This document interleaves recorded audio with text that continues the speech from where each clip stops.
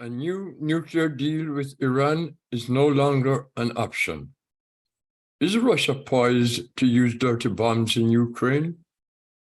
Should Russia be designated a terrorist state? House Progressive Caucus steps into geopolitical minefield.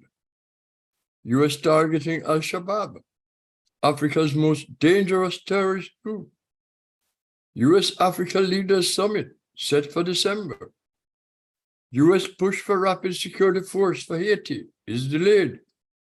I am Ambassador Curtis Ward, and this is the Washington Report.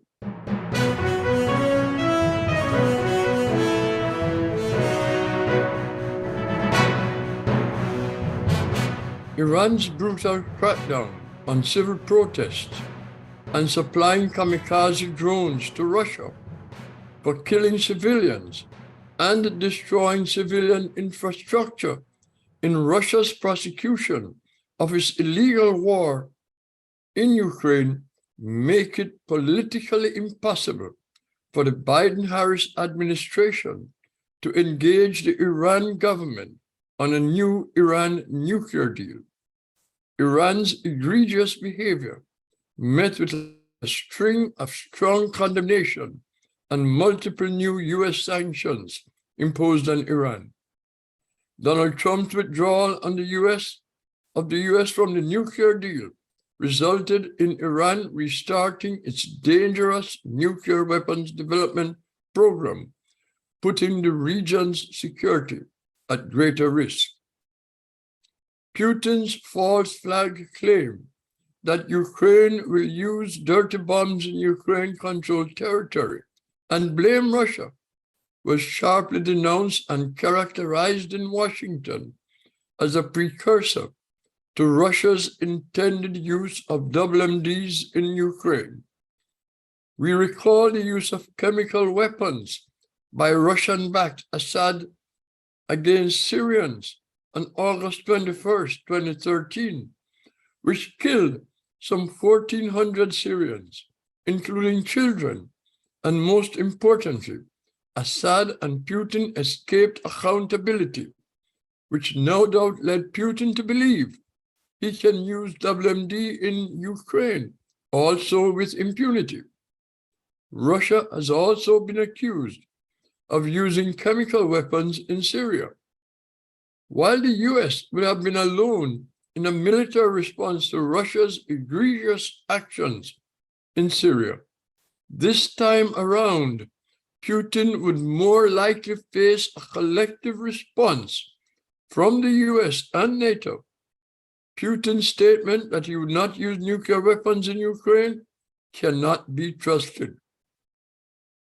There could be some support for designating Russia a terrorist state for the willful and wanton killing of Ukraine's civilians and threatened use of WMDs in the conduct of its illegal war, intended to drive fear in the population and coerce Ukraine to concede its territory.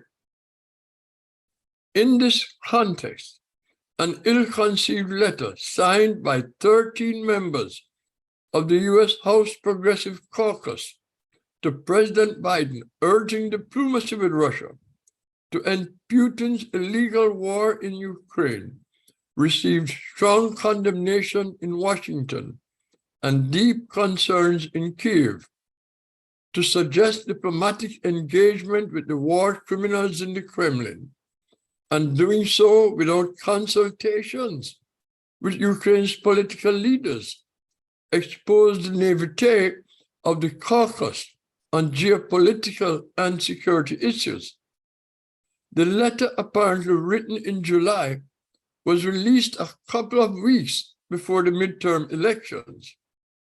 The timing is inconceivably unwise and a gross display of political ignorance and an attempt at political relevance, with the Democrats on track to lose control of the House and struggling to keep control of the Senate.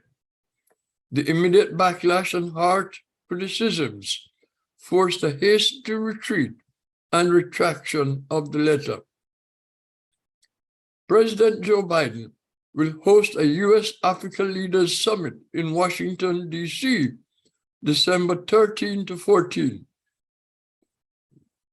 According to President Biden, hosting the summit will demonstrate U.S. enduring commitment to Africa and will underscore the importance of U.S.-Africa relations and increased cooperation on shared global priorities, economic engagement, commitment to democracy and human rights, mitigating impact of COVID-19 and future pandemics, working collaboratively to strengthen regional and global health, the impact of food security, and response to climate crisis are on the agenda. However, the elephant in the room will be China and the Biden administration, which is set on competing against China on every continent. The summit will set the stage for a robust anti-China program in Africa. The Biden-Harris administration ramped up U.S. support of East African and African Union-led forces to counter the threat from the terrorist group al-Shabaab, one of al-Qaeda's most dangerous affiliates, which has killed thousands of people, including Americans, in Somalia and across East Africa, particularly in Kenya. The State Department designated 5 Shabaab leaders as specially designated global terrorists, and the Treasury Department concurrently designated a network of 9 of al-Shabaab financial facilitators. Designation subjects all property and interest in property of those designated that are under U.S. jurisdiction are blocked, and all U.S. persons, individual and corporate, are generally prohibited from engaging in any transactions with them. Al-Shabaab, which pledged allegiance to al-Qaeda in 2009, officially became an al-Qaeda affiliate in 2012. The group maintains strong connection to al-Qaeda's senior leaders and coordinates its propaganda with al-Qaeda. Al-Shabaab earns a whopping $100 million per year from extortion, kidnapping, and illicit trade, and provides financial support to al-Qaeda affiliates around the world. The UN Security Council adopted a joint US-Mexico draft resolution on October 21st, imposing targeted sanction regime, including assets freeze, travel bans, and arms embargo measures, designating Jimmy Cherizier, leader of Haiti's notoriously powerful G9 Families and Allies gang, and establishing a committee supported by a group of experts to designate other individuals and entities in Haiti on which the sanctions measures will apply.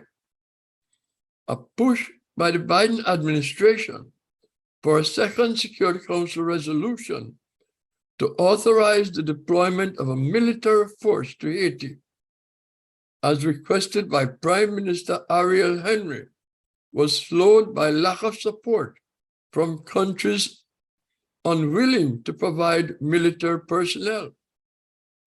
The U.S. will provide arms and logistics for any military force authorized by the UN Security Council. But with the U.S. elections just days away, there's no chance of U.S. military personnel being deployed.